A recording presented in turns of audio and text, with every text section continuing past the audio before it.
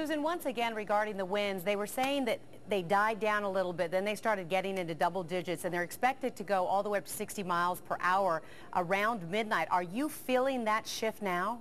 13 News.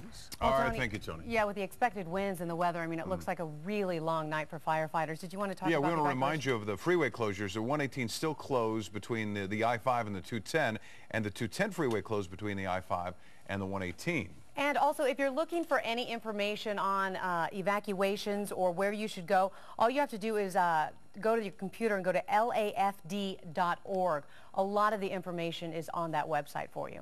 And one of the areas hardest hit by today's fires is Lopez Canyon. That's where a homeless man lost his life and where many who lived in the Sky Terrace mobile home park are homeless tonight. Chris Blatchford.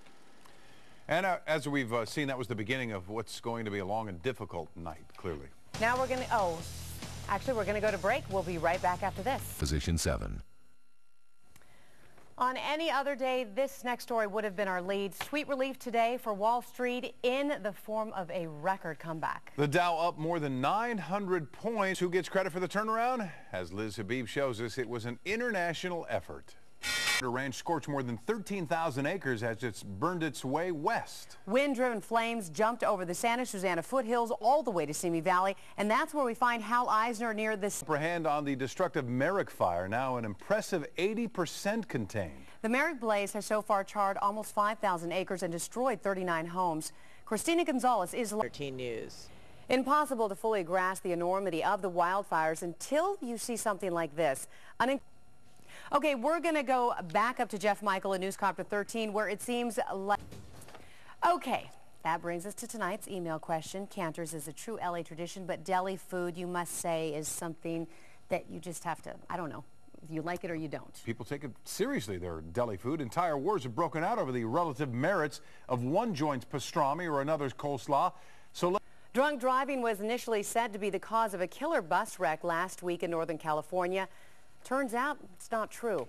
Well, a Catholic priest who recently announced he's gay was in L.A. today voicing his opposition to Proposition 8. Costing $30 million. And renewed optimism for peace in Zimbabwe. Those stories and more.